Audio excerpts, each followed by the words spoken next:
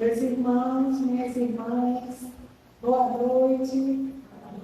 Feliz mais uma vez de poder voltar a esta casa. Voltar até antes do que eu imaginava, não é? Muito bom poder ter voltado em tão pouco tempo.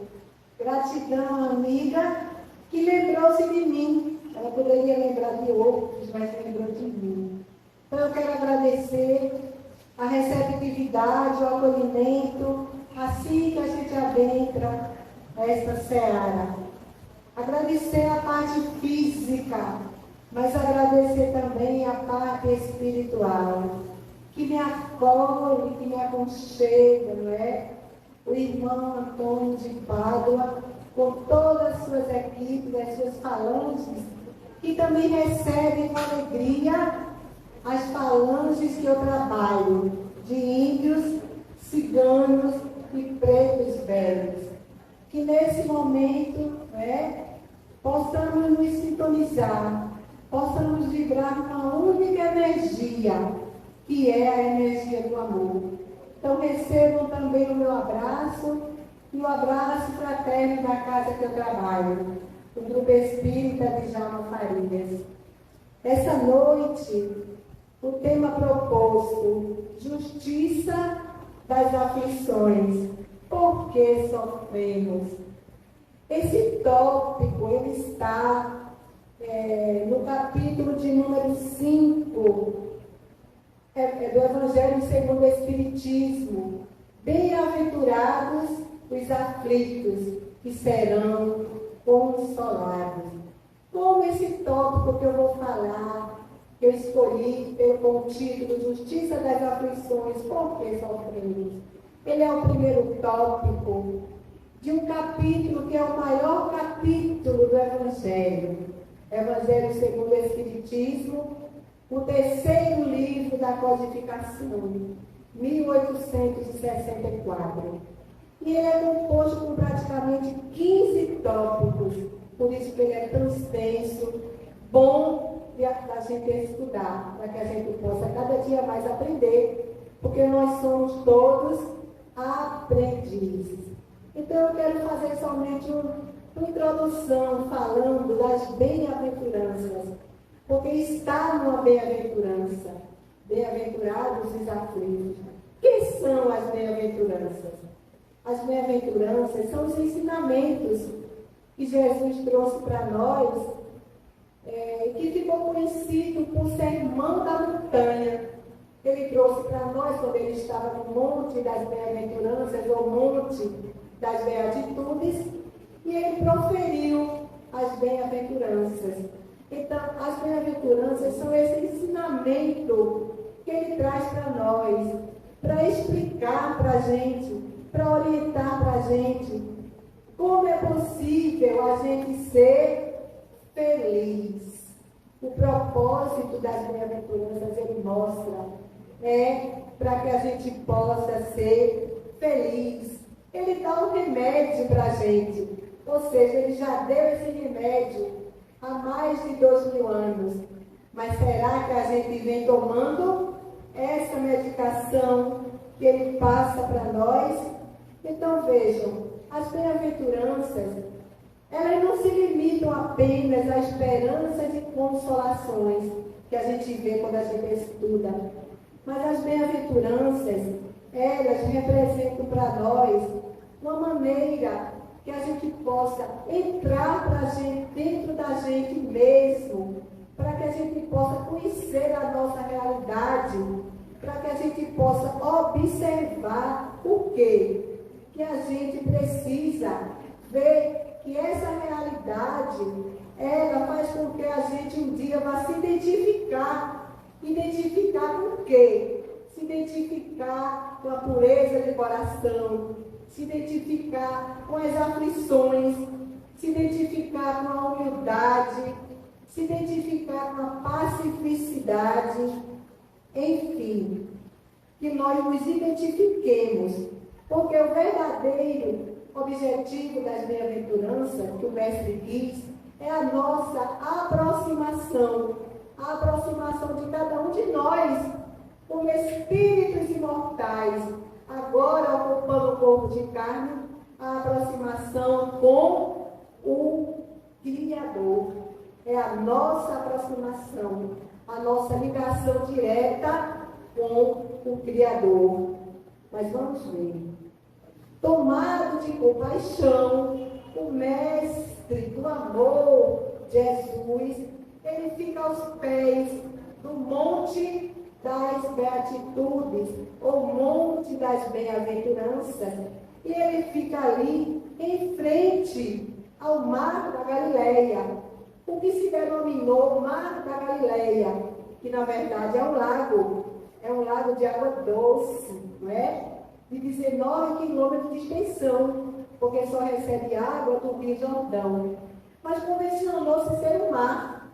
Então ali, onde ele ficou, em frente ao mar, se formava sempre um público, pessoas, e ali ele mostra para aquelas pessoas justamente como é possível ser feliz e como deve ser o caráter de cada um naquele momento e agora. O caráter de cada um de nós que pretende ou que busca alcançar o reino dos céus. Então as bem-aventuranças são esse cântico, esse hino de amor que, na verdade, Jesus dirigiu-se principalmente aos desvalidos, aos sofredores, aos pobres, aqueles com sede e fome de justiça, aqueles que estavam em aflição. Ele se dirigiu principalmente àqueles que, através do sermão da montanha, recebiam um lenitivo, recebiam um bálsamo, não é? Um leme para as suas vidas, para amenizar as dores morais.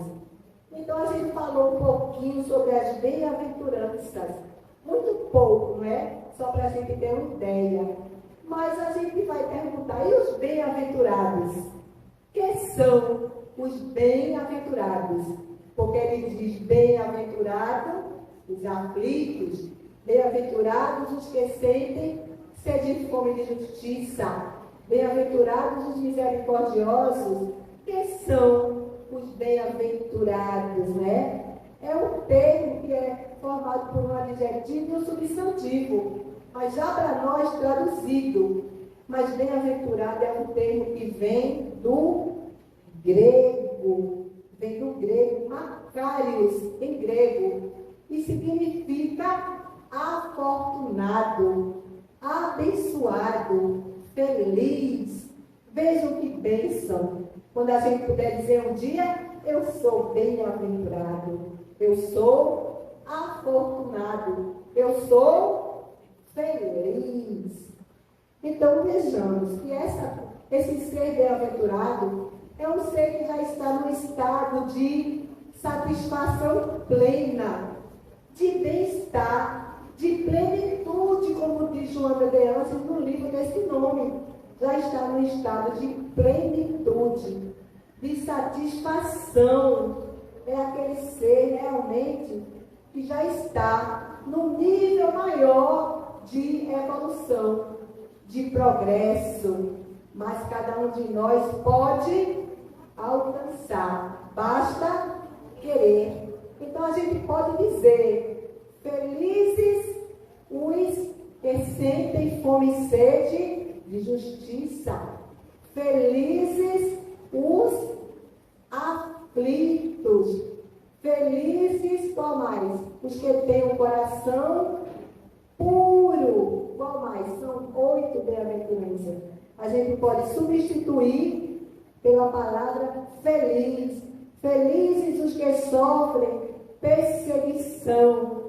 Então observemos que o ser bem-aventurado é um ser feliz, porque ele é um ser afortunado. Afortunado de quê? Afortunado de valores, afortunado de virtudes, afortunado de conhecimento. muito. Mas a gente falou um pouquinho sobre as bem-aventuranças, a gente falou um pouquinho sobre o que é ser um ser bem-aventurado, mas o nosso título, Justiça das Aflições, por que sofremos? A gente vai ver. Quando a gente olha este título, a gente já se questiona, não é? Justiça das aflições. Como a aflição pode ser justa, não é? A gente não se pergunta, né, minhas irmãs e meus irmãos? O próprio título já é impactante. Porque sofremos e a gente observa que é uma coisa boa, justiça das aflições. Justiça, tudo aquilo que é justo. E aflição? Aflição, eu gosto de buscar as origens. É uma palavra que vem do latim. Afflictiones. Nossa língua deriva do latim. E significa o quê? Um estado de perturbação. Quando eu estou aflito, eu fico no estado de perturbação. E o que é que vai acontecer comigo? A gente fica ansioso. O que mais? Angustiado. O que mais? A gente passa por aquele martírio. A gente passa por aquele momento de desalinho. A gente passa por aquele momento que a gente acha que é um desajuste e que a gente não vai conseguir passar. E essa palavra aflição realmente significa tudo isso e muito mais. Momentos de dificuldade que a gente passa e a gente observa que é uma bem-aventurança, é uma coisa boa. Mas observemos, quando a gente passa por esses momentos, o Evangelho mostra que Jesus oferece o quê? Compensações. Ele oferece consolações. Ele oferece consolo para a gente. Ele dá o colo, não é? Bem-aventurados os aflitos que serão consolados. Ele não nos deixa só em nenhum momento das nossas vidas. E quando a gente está ansioso, quando a gente passa por aflições, Ele também está ao nosso lado. Mas vamos ver. Ele está ao nosso lado. Mas, quando a gente vai estudar sobre aflições, a gente observa nos estudos que ele nos oferece uma consolação, mas ele fala numa vida futura, ou seja, são consolos, não que ele não vá nos aquietar agora, mas ele fala numa vida futura onde iremos desfrutar dessa consolação. Nós espíritas, eu acredito que aqui a gente está numa plateia, não sei, a maioria pode ser, mas pode também não ser. O que interessa é que está aqui. Nós somos cristãos, não importa a religião. Mas eu falei espírita, porque nós espíritas falamos sempre em fé, em vida futura, porque acreditamos na reencarnação, numa vida depois da vida. O que cessa, o que é finito é o corpo físico, mas aquele ser que anima o corpo, que é o espírito, o princípio inteligente, esse é imortal, esse é eterno. Então essa vida futura é a vida que não cessa, que nos aguarda a cada um de nós. Sem a certeza da vida futura, os estudos mostram nesse capítulo que as máximas de Jesus, os axiomas de Jesus, perderia o sentido, porque ele sempre fala para nós, mostrando ou falando da vida futura.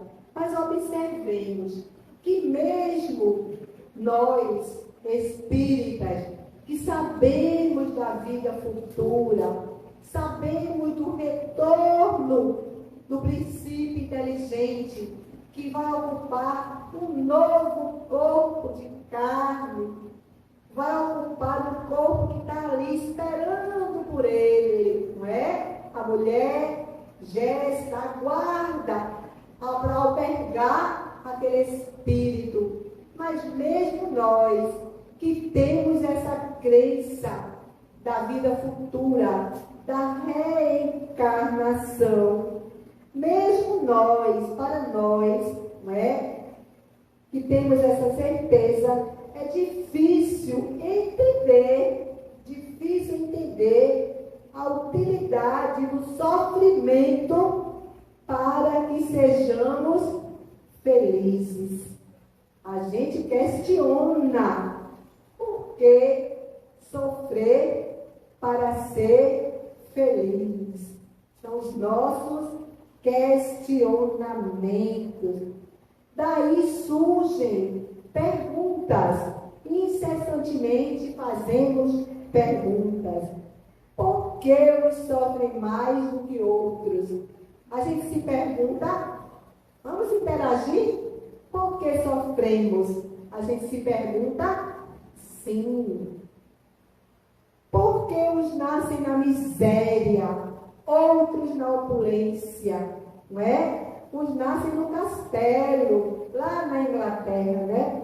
Os outros nascem numa casinha de taipa, né? Bem humilde. Por quê? Porque para uns nada dá certo e para outros tudo corre direitinho, como se o outro não tivesse problemas. Por que uns choram tanto e outros sorriem sempre? São questionamentos ou perguntas que a gente faz e que a gente vai, mais ou menos no final do nosso estudo, a gente vai tentar, não é, responder mais para frente.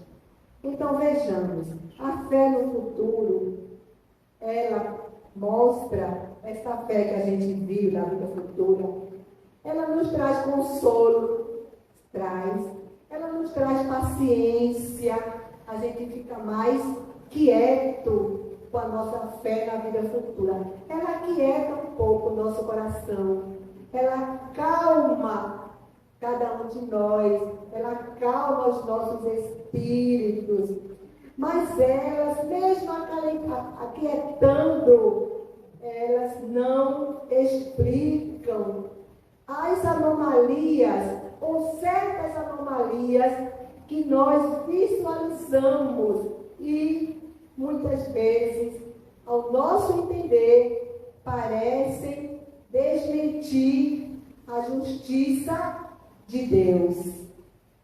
Vocês concordam, porque não sou eu não, é o Evangelho, que certas anomalias fazem com que a gente questione, não é? Questione sim Deus.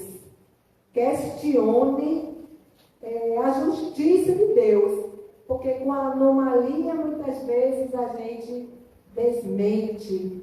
Quando a gente vê pessoas e olha para ela, às vezes a gente pergunta: como uma pessoa dessa está tendo uma encarnação no planeta Terra? O que é que essa pessoa vai trazer de positivo nessa existência? Nós questionamos, não é? Todos nós questionamos. Então, o estudo mostra que é difícil a gente ver o que para os nossos olhos são algo de desigualdade. Quando a gente vê divisões e a gente vê pessoas viciosas, recebem uma parte grande daquela fatia, mas aquele virtuoso recebe igual. Então, para os nossos olhos, aquela divisão, ela é o quê? Ela desmente a bondade de Deus. Porque os viciosos estão recebendo também. Então, a gente começa a duvidar e questionar. Então, a gente vai para um tópico que eu coloquei. Justiça divina. Observemos. Nós aqui, estamos numa plateia etérea. Muita gente aqui. Eu estou feliz e também admirada de vocês estarem aqui. São muito bem-vindos, porque escolheram estar aqui. Ninguém está aqui forçado. Vocês quiseram estar aqui.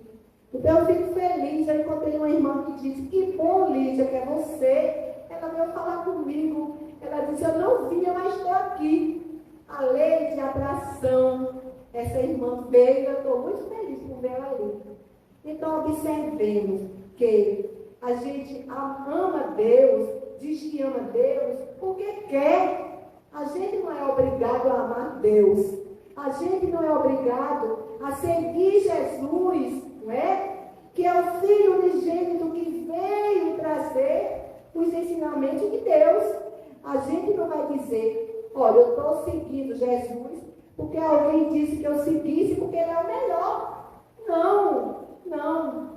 Nós, principalmente espíritas, a gente estuda muito sobre a fé vacilante, mas aquela fé robusta, aquela fé que vai fazer com que eu siga Jesus, porque eu quero seguir Jesus, eu quero ser adorador de Deus, eu vou seguir a lei de adoração. Não é porque alguém apontou, é porque eu decidi que seguir Deus, seguir a Jesus, completou o que eu precisava, completou tudo o que eu carecia. Os ensinamentos me satisfazem por completo. Daí, desde que se admite um Deus, e nós admitimos, porque escolhemos com liberdade, desde que se admite um Deus, não se pode concebê-lo sem o infinito das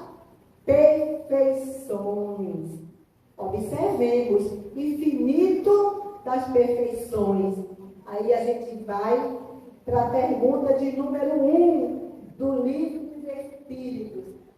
O primeiro livro da codificação, a obra basilar, Livro dos Espíritos, 1857. A pergunta número 1, Allan Kardec faz aos irmãos através de uma mesa mediúnica. Ele pergunta: quem é Deus? Quem é Deus? O que é que os espíritos respondem? Eu vou escutar de vocês. Vou tomar um pouquinho d'água. Eu quero escutar. Quem é Deus? Você não. Eu quero ouvir da Deus. Oi? Eu não escutei, não. A primeira pergunta: quem é Deus? Continua aqui, é sala de aula. Quem é Deus? Ninguém. Inteligência suprema, causa primária de todas as coisas. Os benfeitores espirituais respondem. Então, observemos como esta causa primeira, inteligência suprema, com essa resposta, o que é que a gente vê? Que ele é todo poder, ele é todo justiça, ele é todo bondade. Senão não seria Deus. Então, como pode inteligência suprema, causa primária de todas as coisas, agir com capricho, agir com parcialidade? Porque ele é justo. Senão, não seria Deus. Se é soberanamente bom e justo e não age por capricho, e nós passamos por vicissitudes na vida, essas vicissitudes têm uma causa. E uma vez que Deus é justo, essas causas também são justas. Justiça das aflições, porque são plenas, são justas. As aflições são, portanto, fruto das nossas imperfeições morais, consequência das escolhas equivocadas do homem em qualquer época durante sua trajetória evolutiva. Eu gostei dessa frase. Veja. Durante qualquer época de sua trajetória evolutiva. A gente vai ver mais pra frente, mas às vezes a gente diz, mas eu não sei porquê. Eu não fiz nada de errado. Somos santinhos, né? Eu não fiz nada de errado. Eu não sei por que está acontecendo isso comigo. Porque com o outro não está acontecendo. Então veja a frase que a gente acabou de ver. Equivocadas em qualquer época durante a trajetória evolutiva. Por que os espíritos esclarecem isso? Porque as existências, as encarnações, as nossas encarnações, elas são entrelaçadas. Nossas encarnações, porque a lei é lei de encarnação. Reencarnação é porque a gente vai e vem.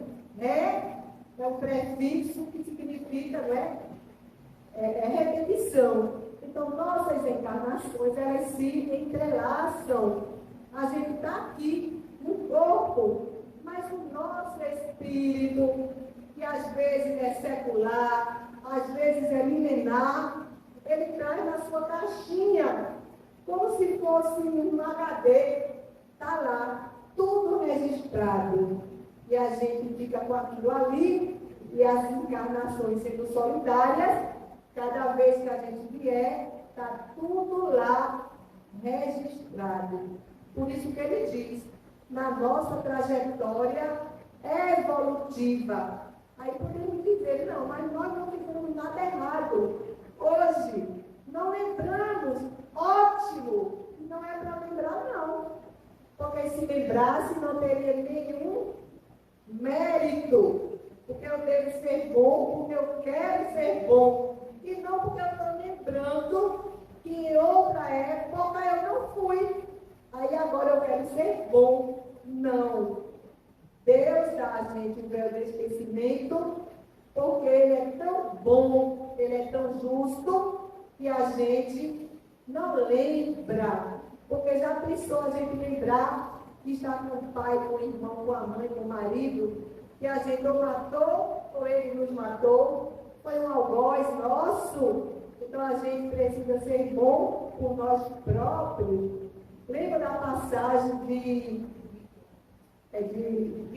o rico e Lázaro, né? Que quando o Lázaro está do outro lado com o rico, Lázaro está numa posição melhor, Lázaro está do lado direito e o rico está do outro lado.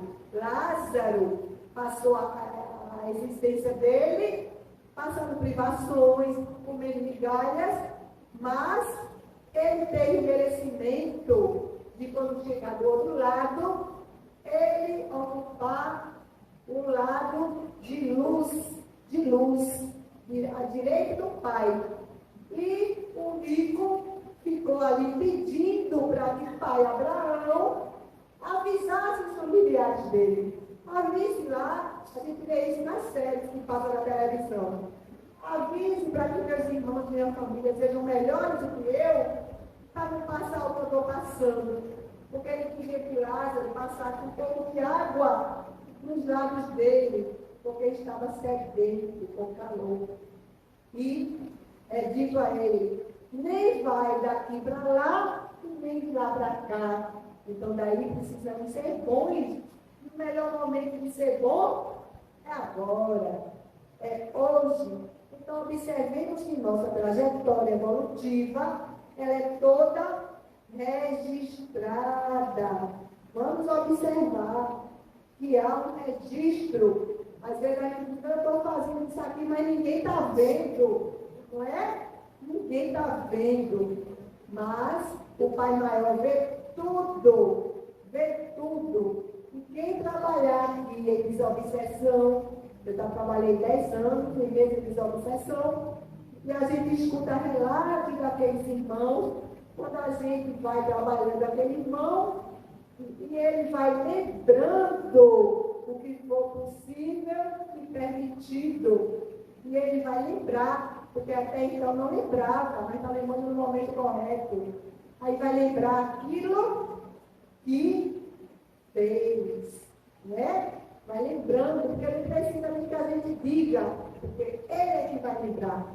Que o doutrinador, agora o dialogador, não lembra, mas ele próprio vai lembrar aquilo que ele fez, porque são as encarnações entrelaçadas. Elas são solitárias.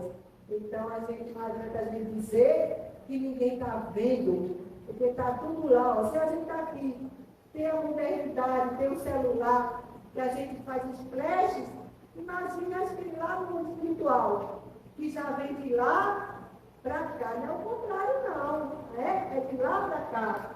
Os ensinamentos, a parte científica, a parte tecnológica, tudo lá é muito mais evoluído. Então, já vem de lá para cá. Não é o contrário, não. A gente acha que é, né? Mas não é, não. Veja, por exemplo, a rapidez da vacina da Covid. Foi rápida. A gente nunca teve tanta rapidez numa vacina. Nunca. Porque os irmãos espirituais orientaram para que os cientistas daqui fizessem com aptidão as vacinas, para que a gente pudesse estar aqui. Outros não puderam, né? Mas a vacina já existia e a gente aqui tomou na hora certa, na hora exata. Então, observemos que os infortúnios, as dificuldades, as aflições que a gente passa são o quê? São consequências de uma causa justa, como a gente viu. Consequências. Não são punições, jamais. Não são punições. Porque Deus, que a gente viu, que é soberanamente bom e justo, não iria punir ninguém. São consequências de ações, nada mais. Ações nossas. E a consequência é para que sirva de aprendizado, para que sirva de lição. Jamais, jamais uma punição. Gente, eu estou falando muito rápido. Ok? Porque é um material que eu gostaria de conseguir falar mais para vocês. Mas dá para entender, cada um de nós. Se a gente ficar triste, né? É natural que a gente até fique, mas a gente tem que ter isso como alerta. Que o que eu estou passando é justo. O que cada um de nós estiver aqui passando é justo. Porque Deus é amor, é sabedoria, é misericórdia, mas Ele é justiça. Então, tudo é justo. Justiça das aflições. Por que sofremos? Então, vamos ver. Quando a gente sofre, como a gente viu antes, a gente fica tentando, às vezes, passar a mão em nós mesmos, quando a gente diz, mas eu não fiz nada. Então, quando a gente vai estudar, esse capítulo é muito grande, mas causas anteriores e causas atuais, elas vêm depois desse tópico que eu escolhi para estudar. Então, a gente precisa falar um pouquinho, porque a gente vai ver a divisão das causas em duas: as causas atuais e as causas anteriores, para que a gente possa entender o motivo do nosso sofrimento. Quando a gente vai estudar também os espíritos, a pleiade, os espíritos de maior elevação, que são aqueles que são assistidos pelo Espírito de verdade, que é Jesus, que é o governador do planeta Terra. Esses espíritos, eles dizem que a causa sempre precede o efeito. A causa sempre precede o efeito. Ou seja, se ela não é da vida atual, ela é de uma vida anterior. Mas a causa sempre antecede o efeito. Sempre vai existir a causa para depois existir o efeito. É o princípio de causalidade que a filosofia mostra. Causa e efeito. Então a gente vai ver. Ele enfatiza, esses espíritos, que o ser, cada um de nós, nunca, vejam, escapará às consequências dos seus atos. Jamais, nunca, vamos colocar nas nossas consciências, nunca escaparemos das consequências, boas ou más. Jamais iremos escapar. Por quê? Porque é a lei de causa e efeito. Eu não sei se foi aqui que eu falei. A lei de karma. Eu não sei da plateia se tinha alguém aqui. A lei de karma, causa e efeito, que é a lei de karma, que é o princípio de causalidade. É o princípio de causalidade que a filosofia mostra que toda ação terá uma reação.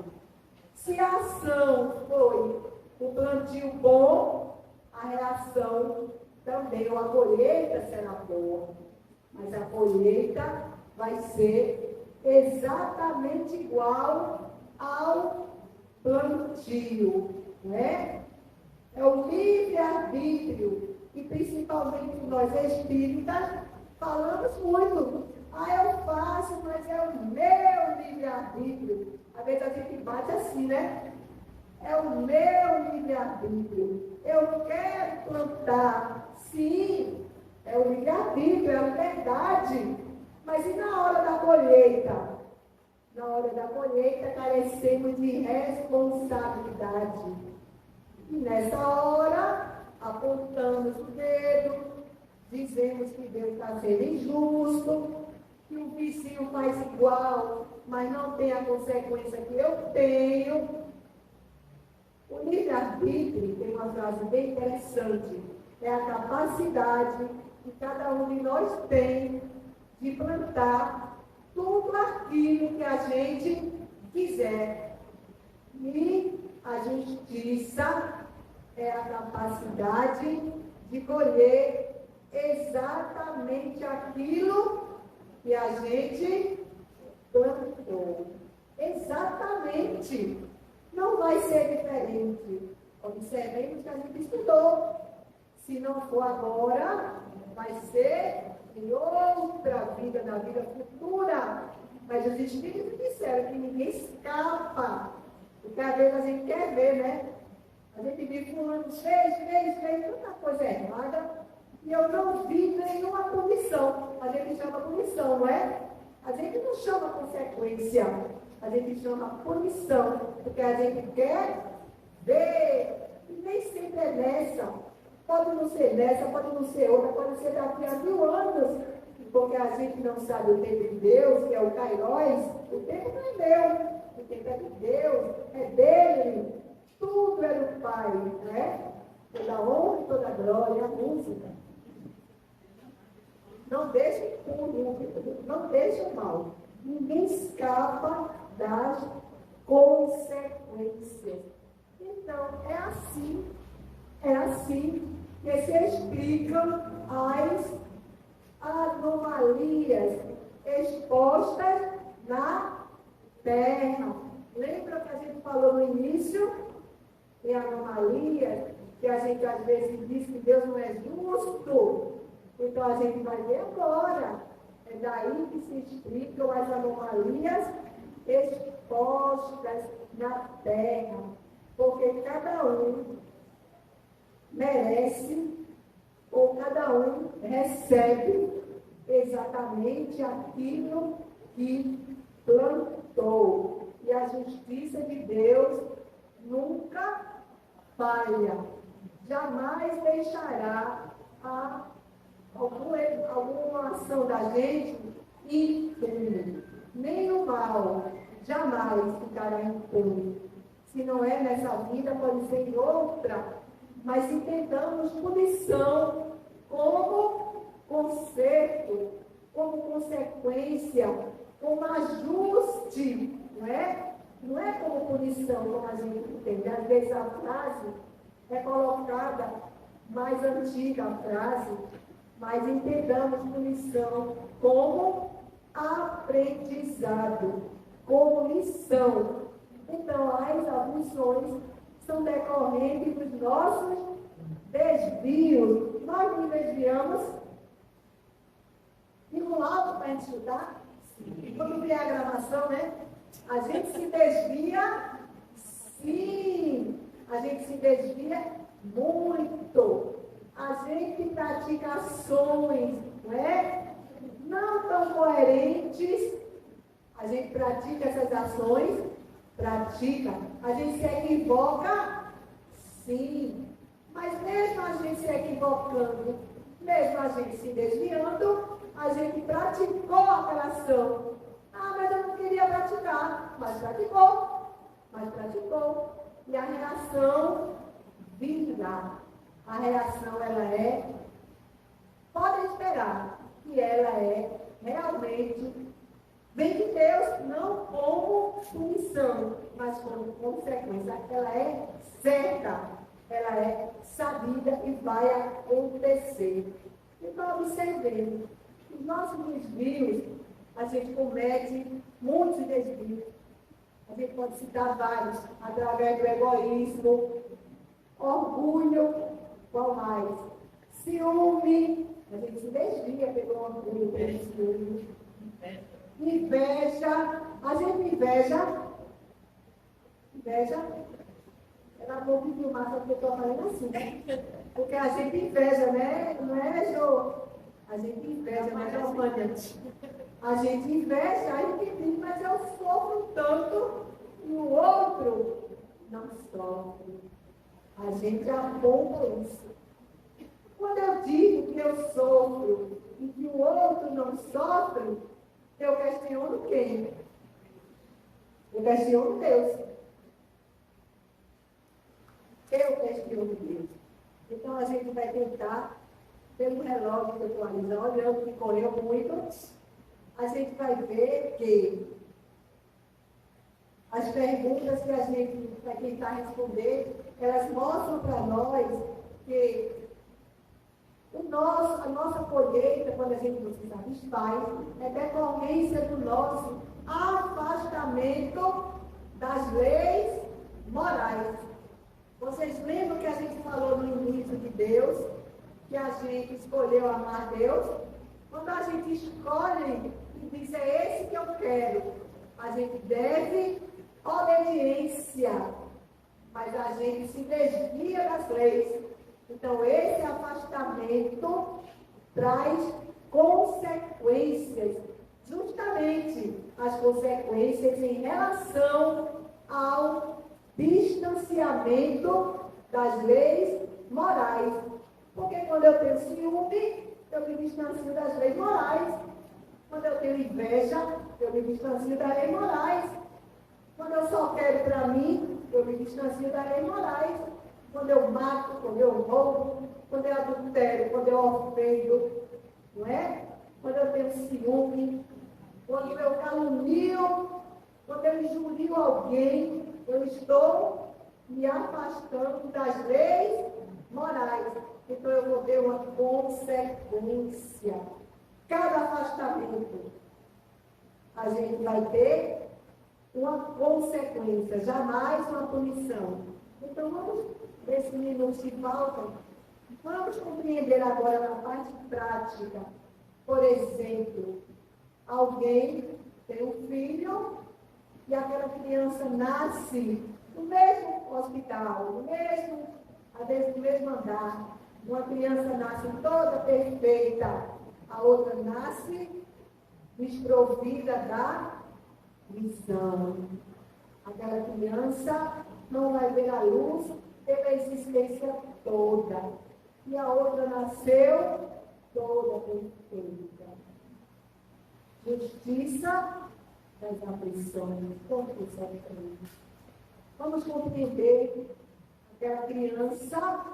A gente vai ver que na vida atual, causas atuais, a gente não vai encontrar, porque aquela criança já nasceu desprovida da visão. Se não está nessa vida, está numa vida pretérita. E quantas vezes usamos mal a nossa visão ou a visão do outro? A gente vai encontrar exemplos.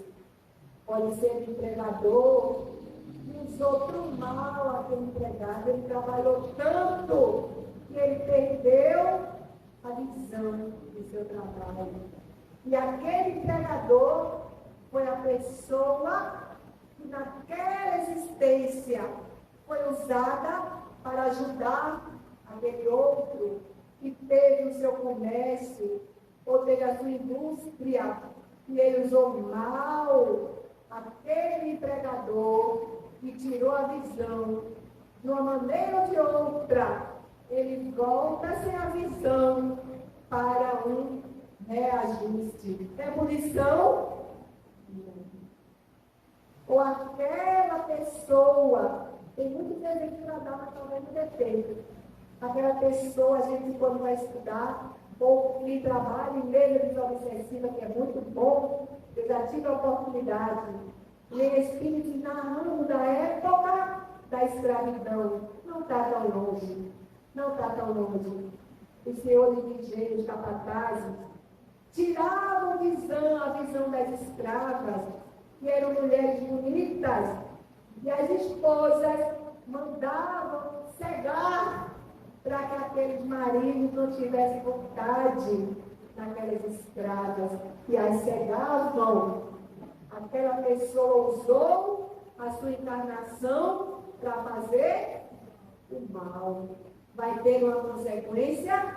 Sim. Ninguém sabe qual encarnação, mas vai ter. Vem provida da visão. Jesus disse: se teus olhos são motivo de escândalo, arranca-o. Melhor que estejas sem ele. Talvez aquela pessoa, são exemplos, aquele dono de engenho, aquele feitor, se viesse com a visão, ainda naquele momento, talvez pudesse fazer um mau uso dela. Assim pode ser também alguém que não tenha braço, que não tenha pernas, que não tenha as mãos, em que a gente usa aquela palavra, essas anomalias que às vezes a gente se espanta. Mas aquela pessoa tinha que voltar daquela maneira. Uma pessoa que usou mal as suas mãos, uma pessoa, são exemplos, gente. Podia ser um médico que usou suas mãos para fazer aborto, não usou como deveria. Como a gente encontra lendo livros mais antigos, mais para trás, que existiam inclusive conventos com subterrâneos para que as moças da época, que não era como agora, ficavam grávidas e fechavam os olhos para ninguém ver, elas eram levadas para as subterrâneas para que os médicos fizessem abortos. São exemplos. Esses podem vir sem mãos. Às vezes, a encarnação só é permitida se vier dessa maneira. Mas, às vezes, o próprio Espírito pede para voltar assim. Ele pede, porque ele sente tanta culpa quando abre do outro lado o véu do esquecimento. Porque lá nós elastecemos a nossa visão.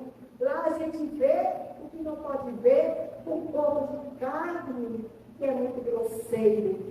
E aquele Espírito pede para voltar dessa maneira. E muitas vezes, nem sem a visão, vem outra deficiência que diz que é feliz. Eu faço parte da sopa fraterna do Grupo Espírita de Jalma Farias. Toda quarta-feira, eu e minha filha, há 12 anos, a gente coordena essa sopa.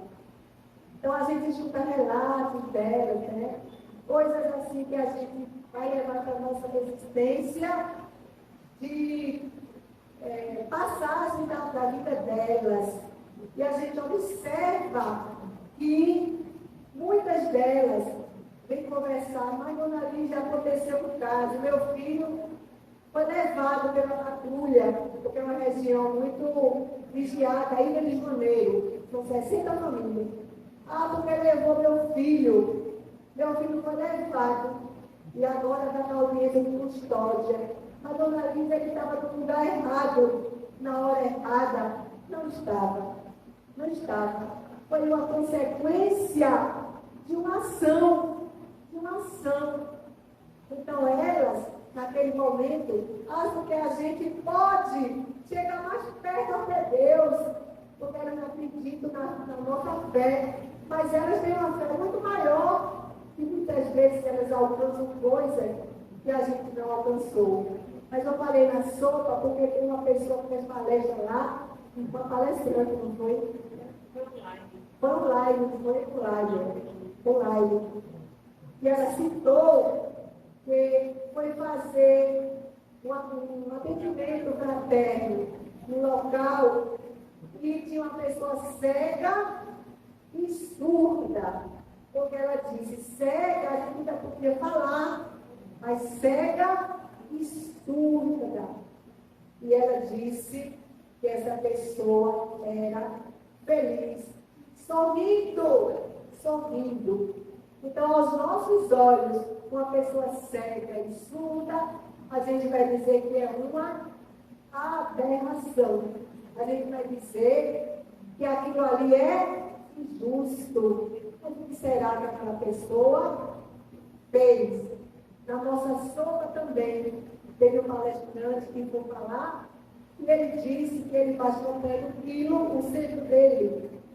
E ele foi para lá, para Miroeira, o local mais pobre, que ele sempre faz a campanha do quilo e a campanha do sinal. E na campanha do quilo, ele observou que tinha uma casa com muita opulência, um muro muito belo.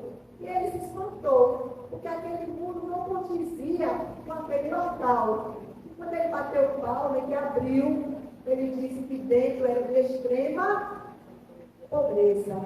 Aquela pessoa se sacrificou para ter um muro, se mostrasse que não era de aparência. Uma pessoa que usou o pouco que tinha da maneira errada. Usou para ostentar. E quantos de nós também fazemos isso? Então a gente observa narrativas, por exemplo, de pessoas, empresários, que a gente vai ver de repente aquela loja fecha, entra em falência, aquele empresário que não soube gerir, que usou o dinheiro de uma maneira errada, foi perdulário, e a gente vai encontrar essa queda na própria encarnação, causas atuais. Ele caiu na própria encarnação. Podia ser em outra? Sim, mas foi nessa. Causas atuais.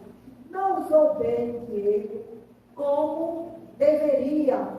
a gente vai ver também pessoas que têm uma saúde detectado com algum problema, diabetes, por exemplo, mas é uma pessoa que podia ter uma vida tranquila com aquela doença controlada.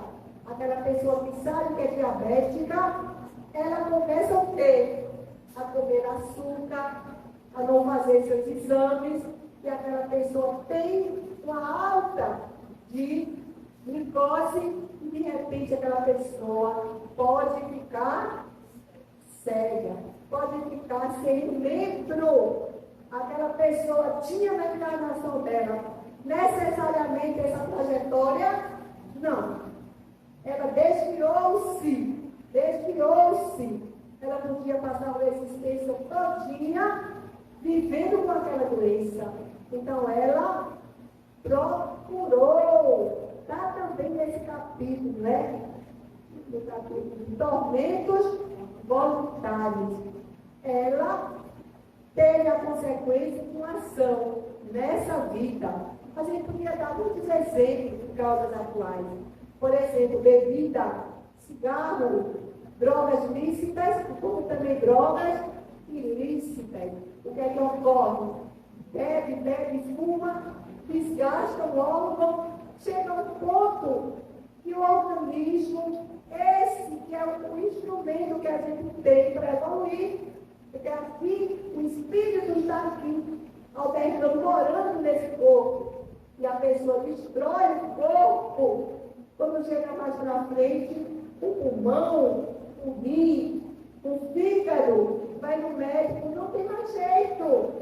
Ah, meu Deus, que Deus injusto. Por que Deus fez isso comigo? Foi Deus? Foi Deus? Não, ele desgastou os órgãos. Ele fumou, ele bebeu, ele se drogou. Ele tem liberdade? Tem. Mas a consequência virá. Então aí foi na própria encarnação. Justiça das aflições. Por que sofrendo? Gente, eu sei que eu não perguntei nada a você, mas daqui um pouquinho só. Alguém quer fazer uma pergunta? Ou vocês acham que já está tudo ok, para que a gente possa, a partir de agora, né, ser mais vigilante com nós próprios? O que é que vocês acham? A turma aqui é muito boa, muito estudo para os jovens. Porque mulher sabe tudo, né? Ela vai dizer que sim. Então vejamos que tudo que a gente fizer, de bom ou de ruim, a gente vai ter consequência.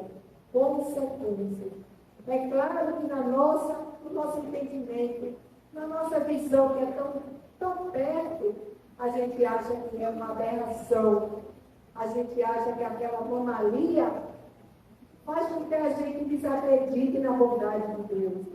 Mas é justamente o contrário. Vem daquele jeito para os ajustes, para o aprendizado. Vem como lição, porque Deus nos ama. Ele nos ama a cada um de nós, porque Ele é misericordioso, Ele é justo. Então, para encerrar, eu vou ler uma frase do Espírito Joana de Ângeles. Eu gosto muito de frases que fecham o texto.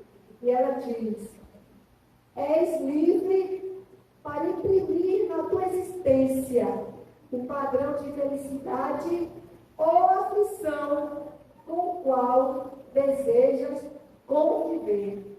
Não adianta. És livre, né, para imprimir dentro de nós qual padrão a gente quer viver. Felicidade ou aflição?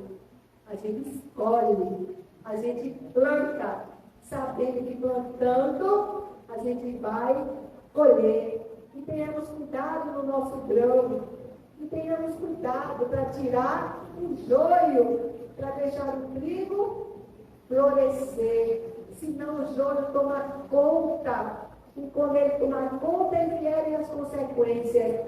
A gente vai dizer que Deus foi injusto. Pensemos, meus irmãos e minhas irmãs, E a gente está aqui agora, ou em qualquer lugar, mas a gente vai ter Jesus ao nosso lado, porque Ele é nosso modelo, Ele é nosso guia, Ele é nosso amigo e irmão. Ele está ao nosso lado, nos aquietando, nos acariciando, nos colocando no colo, se for necessário. Qual pegada, Senhor Maria. Ele é misericórdia, Ele é luz, Ele é bálsamo, Ele é leme, Ele é vida. Lembremos, todos nós, que mesmo se houver noite traiçoeira, se a cruz pesada for, Cristo, esse que está aqui, estará comigo, estará com cada um de nós. Porque o mundo pode até me fazer chorar,